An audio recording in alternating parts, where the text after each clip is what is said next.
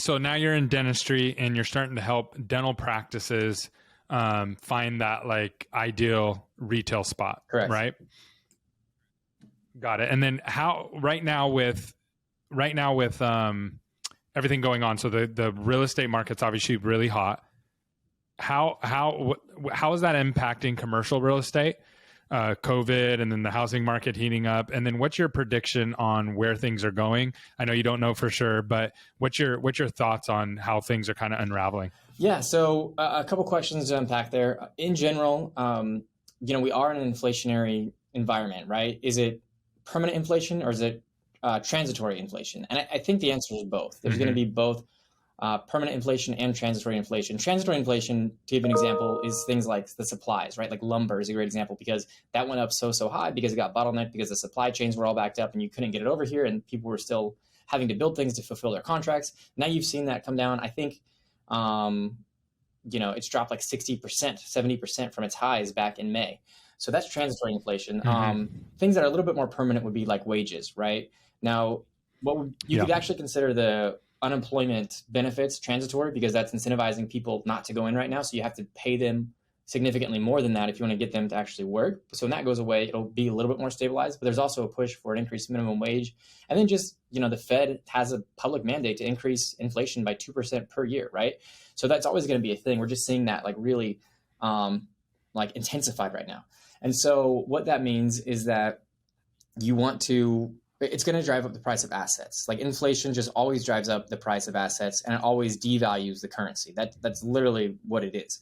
And so what happened is we saw it really spike up the prices of real estate much faster than the average inflation rate because it was just a combination of things, right? But I don't know how granular we want to go into that, but at the end of the day, the residential real estate skyrocketed. You had anywhere between 17 and 25% year over year increases in values.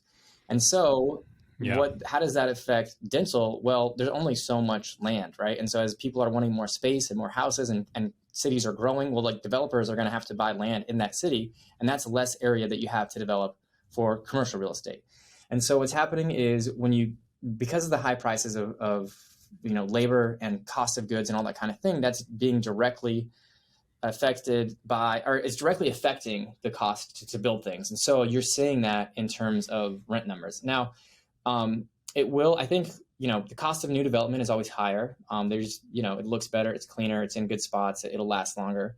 But I think that we're going to see a plateau in the cost of, developing a new building in terms of how that relates to rent. So obviously, the more expensive the building, the more expensive your rent is going to be, right? Like, it's pretty commonsensical.